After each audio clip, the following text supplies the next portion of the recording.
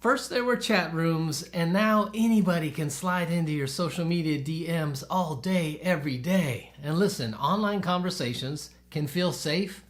Many can even start out innocently, because of course I'm never actually going to see this person in real life, so what's the harm? But at what point does your online friendship start getting a little too friendly?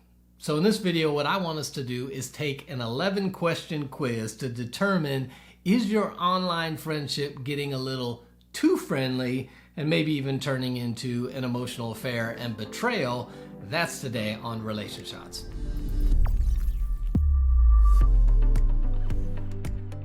Hey, welcome to RelationShots. If you have not already downloaded your free guide to intimacy, you'll see a link in the description area below. This will help you evaluate 4 areas of intimacy in your relationship: spiritual, physical, recreational, and emotional, and give you some ideas on how to increase connection in your relationship. So let's talk internet infidelity. Not long ago, this whole idea of online betrayal did not even exist. But now we're in a world that everybody's connected, and it's really hard to protect yourself and your relationships from outside unwanted access. And at the same time, sometimes it's hard for us to protect ourselves against going out there and engaging in conversations we shouldn't. So the question is, when does an online conversation move from friendship or just friendly to a little bit too friendly? Now, one researcher found in her respondents around people who had had affairs that 27% of the people who had had affairs actually met their affair partner online. But then other research shows that the majority of online affairs never actually meet in person. It just becomes an emotional and conversational affair that's happening online. But here's the reality.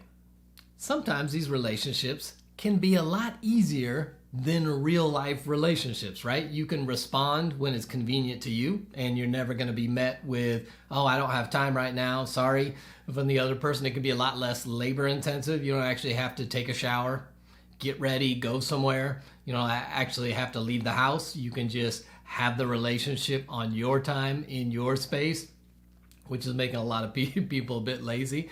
Listen, you can also create whatever persona you want, because this person doesn't know you in real life, so you can kind of pretend to be whatever you want to be in this relationship.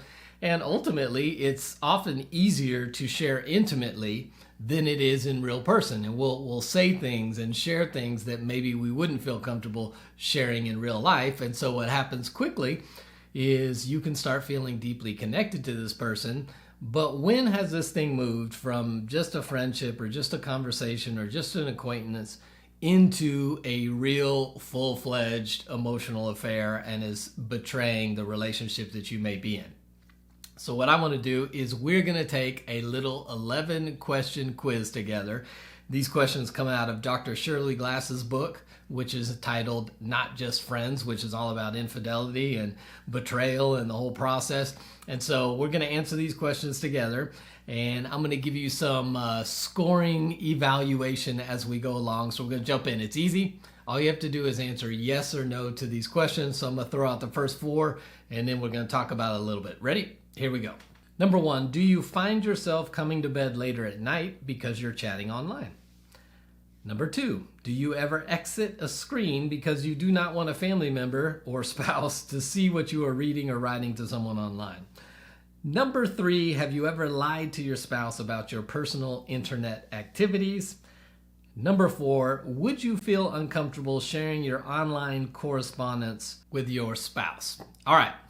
So if you had a yes on 2 or more of those first 4 questions, this may be an indication that this online friendship or relationship is a budding romance in progress right now. You're not yet there, but some things are starting to happen that are opening the door for you to get there. So now let's look at the next 3 questions. Number 5, have you ever set up a separate email, social media account, or a credit card to carry on personal correspondence with someone online? Number 6, has your online correspondence had a negative effect on your work or household tasks? Number 7, have you ever lied in response to a question from your spouse about email or social media correspondence?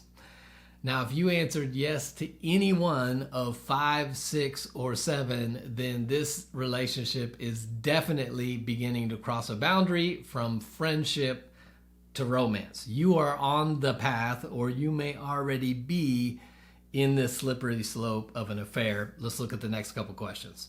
Number 8, have you ever exchanged photos of yourself with a secret online relationship? Number 9, since beginning a secret online conversation, have you experienced either loss or increase in the sexual desire with your spouse? So maybe you have a loss of interest with your spouse because you are getting that need filled online, or you have an increase because you're feeding that monster and now you need somewhere actual in real life to exercise that out. But if you answered yes to either one of these questions, then you have begun a fantasy romantic relationship. You're exchanging pictures, you're having conversations, and it is impacting you in ways that may also be impacting your relationship. Couple more questions. Number 10, have you made arrangements to talk secretly on the phone with the person? Number 11, have you made arrangements to meet with your secret relationship?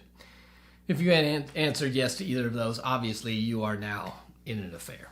You are trying to take steps towards carrying this thing out. So you can fool yourself into thinking, well, I haven't actually met with the person or done anything physical, but you've already had the conversations and you have intent to do it. So guess what? You're already there. Now, here's the good news. If you can recognize where you are on the path, then you can get off the path and stop yourself before you ever get there. In fact, I would say to you, if you answered yes to even one of the first 5 questions on here, then you need to immediately tell somebody.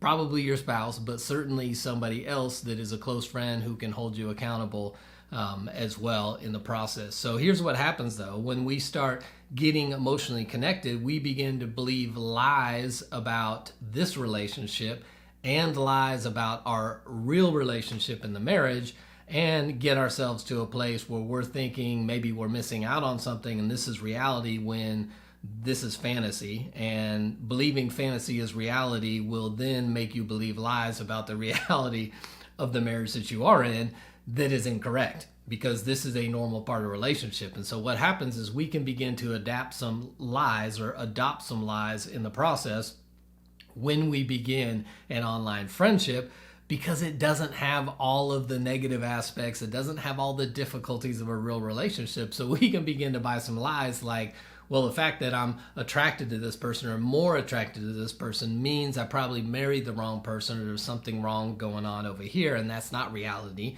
What you have done is taken just a small piece of what is involved in a relationship, which is the fun part, which is the novel part, which is the discovery part, and now you are trying to compare that with a real relationship. That lie is not true. Another lie that you may believe is that fantasy in the mind or online is not harmful. That's not true. Affairs start in the mind. Most of the time, we have thought through the affair many times before we ever step into it. You might also believe the lie that flirting is innocent. Listen, noticing somebody, looking at somebody may be human and may be innocent, but flirting is signaling availability. There is nothing innocent about flirting. Flirting is signaling some level of availability. It may be emotionally available, it may be physically available, it may be relationally available, but you are communicating something when you are flirting. And then the last lie often people believe is, listen, I'm not susceptible to this. I can take care of myself. We are all susceptible to anything at any given moment, given the right circumstances all coming together. It could be a perfect storm, but do not ever put yourself in a place where you have to use willpower not to be susceptible. Just don't put yourself in that place. So I can handle myself. Yeah, you can handle yourself until you can't handle yourself anymore. So those are a few reasons that you begin to believe a lie, and hopefully that quiz helped you realize where you may be susceptible, where you may have already crossed some lines, but will help you evaluate how you manage online friendships. I would encourage you to have boundaries already in place, not to try to place them when you find yourself in the midst of it, but have decisions already made about what kind of conversation you do and don't have, what kind of responses you do and don't give to people that slide into your DMs, and some boundaries around what you're looking at and who you're talking to and how you carry yourself in those conversations. because it can start off innocently enough, but you will find yourself wrapped up. And when you find yourself wrapped up emotionally, you start believing lies about that relationship and about your marriage that will get you into trouble. So I would encourage you to be aware, to involve some other people in your process and have some real accountability in this area. Hopefully that was helpful for you. I'll tag some other videos on infidelity at the end of this one that you can check out, and I'll see you next time right back here on RelationShots.